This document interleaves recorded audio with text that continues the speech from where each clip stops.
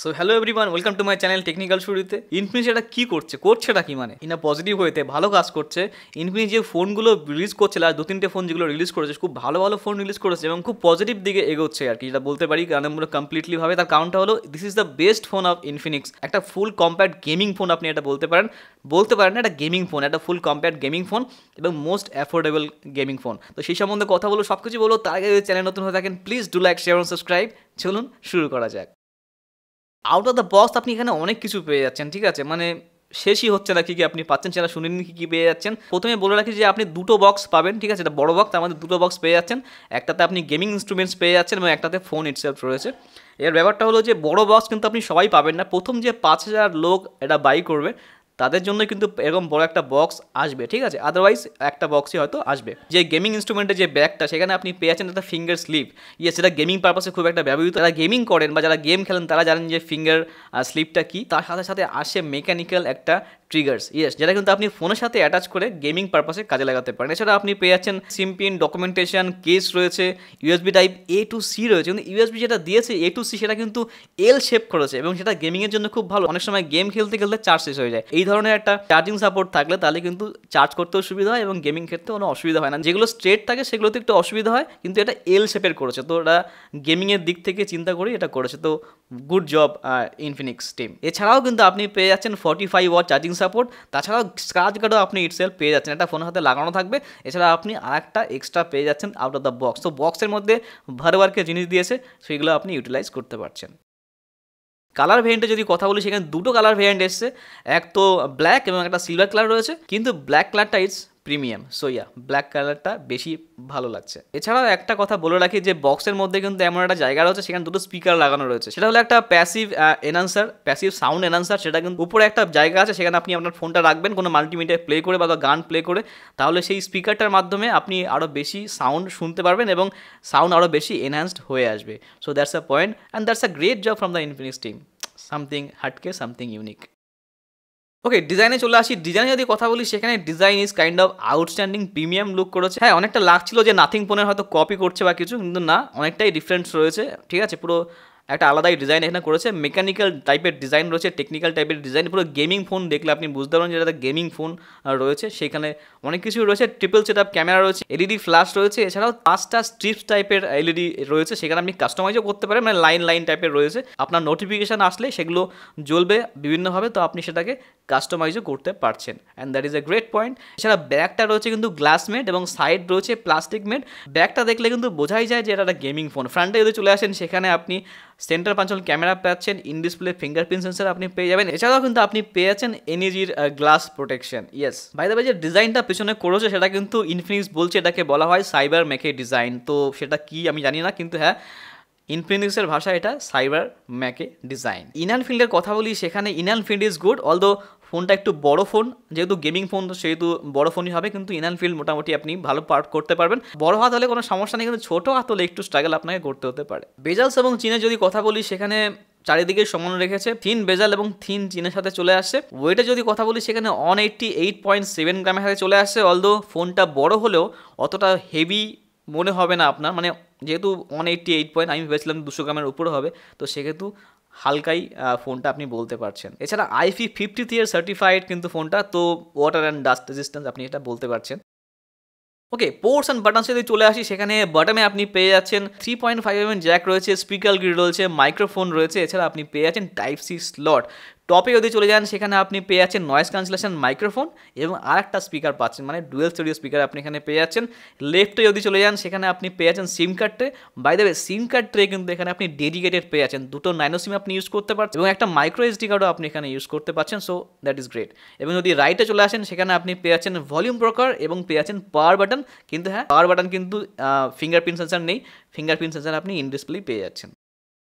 ডিসপ্লেতে যদি চলে আসি, ডিসপ্লে কিন্তু খুব ভালো এখানে করেছে। 6.67 ইঞ্চি ফুল এইচডি এলটিপিএস স্ক্রিন চলে আসছে। এছাড়া 120 Hz রিফ্রেশ রেট রয়েছে, 900 নিটস পিক ব্রাইটনেস আপনি এখানে পেয়ে যাচ্ছেন। এছাড়া এনইজি গ্লাস প্রোটেকশনও রয়েছে সামনের দিকে এবং HDR10+ সাপোর্টও আপনি এখানে পেয়ে যাচ্ছেন। এছাড়াও কিন্তু রয়েছে অ্যাডাপটিভ রিফ্রেশ রেট, মানে আপনি আপনার পছন্দ মতন আপনি চেঞ্জ করতে পারেন 60, 90, 120।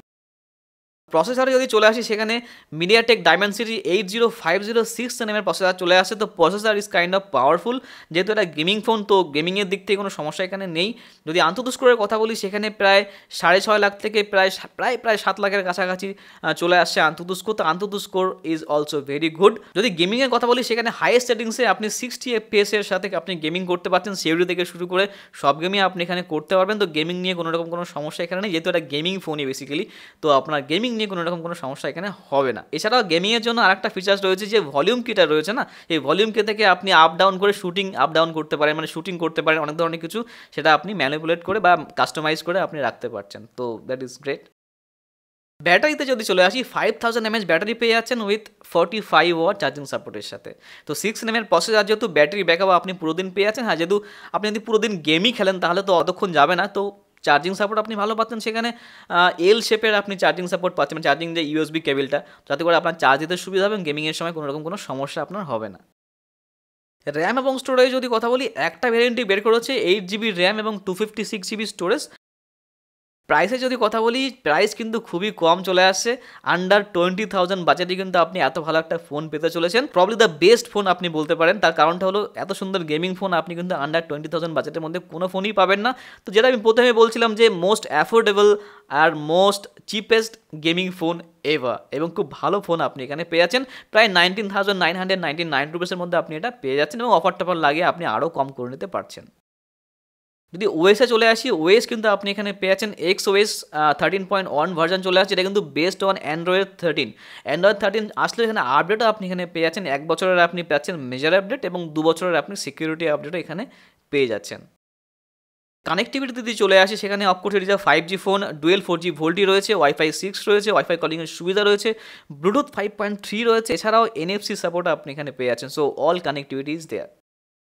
মাল্টিমিডিয়া যদি কথা বলি, মাল্টিমিডিয়ার এক্সপিরিয়েন্স আপনার খুব ভালো হতে চলেছে। তার কারণটা হলো যে ডিসপ্লে খুব ভালো, 120Hz আপনি ডিসপ্লে পেয়ে যাচ্ছেন, HDR10+এর সাপোর্ট রয়েছে, এছাড়াও কিন্তু LTPS এর আপনি স্ক্রিন পেয়ে যাচ্ছেন। তো ডিসপ্লে কালার থেকে শুরু করে ভিউ অ্যাঙ্গেল থেকে শুরু করে সব দিক থেকে ভালো। এছাড়াও অডিওতে যদি চলে আসেন সেখানেও আপনি মোনো স্পিকার না, ডুয়েল স্টেরিও স্পিকার পেয়ে যাচ্ছেন। তো অডিওর দিক থেকে খুব ভালো অডিও আপনি এখানে এনজয় করতে পারবেন। সো ওভারঅল আপনি যদি মাল্টিমিডিয়ার দিকে দেখেন তাহলে খুব ভালো মাল্টিমিডিয়া আপনি এক্সপিরিয়েন্স করতে পারেন। এছাড়া যেটা বলছিলাম প্রথম দিকে যে আপনি মাল্টিমিডিয়া দেখতে গেলে সেই বক্সের মধ্যে রেখে প্যাসিভ যে সাউন্ডটা আপনি সেটা ইউজ করতে পারেন, যাতে করে আপনার সাউন্ডটা আরও বেশি এনহ্যান্স হয়, আরও বেশি ভালো হয়ে আসে বা আরও বেশি লাউডার হয়। সো দ্যাট পয়েন্ট ইজ দেয়ার।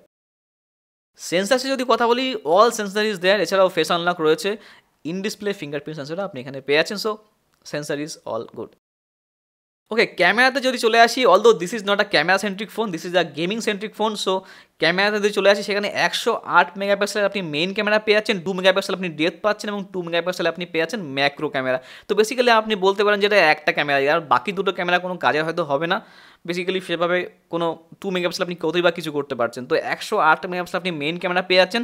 ফ্রন্টে যদি চলে আসেন সেখানে 32 মেগাপিক্সেলের ফ্রন্ট ক্যামেরা পেয়ে যাচ্ছেন। নর্মাল কন্ডিশনে আপনি ভালো ফটো তুলতে পারছেন, লো লাইট কন্ডিশনে আপনি মোটামুটি ভালো ফটো তুলতে পারবেন। Camera is kind of decent, although যেটা বললাম যে this is not a camera centric phone, this is a gaming centric phone. যদি কথা বলি ভিডিওগ্রাফির কথা, সেখানে রেয়ার ক্যামেরা থেকে আপনি 4K 30 FPS ভিডিও শ্যুট করতে পারছেন। এবং যদি কথা বলি ক্যামেরা ফিচার্সের, সেখানে অনেক ফিচার্স কিন্তু রয়েছে। সেখানে AI ক্যামেরার একটা মোড রয়েছে, বিউটি মোড রয়েছে, সুপার নাইট মোড রয়েছে, ফিল্ম মোড রয়েছে, পোর্ট্রেট মোড রয়েছে, স্লো মোশন মোড রয়েছে, ডুয়েল মোড রয়েছে। তো অল মোড ইজ দেয়ার, মানে all standard mode is there. তো সবগুলো আপনি ভালোভাবে ইউটিলাইজ করতে পারবেন এবং ভালোভাবে এনজয় করতে পারছেন।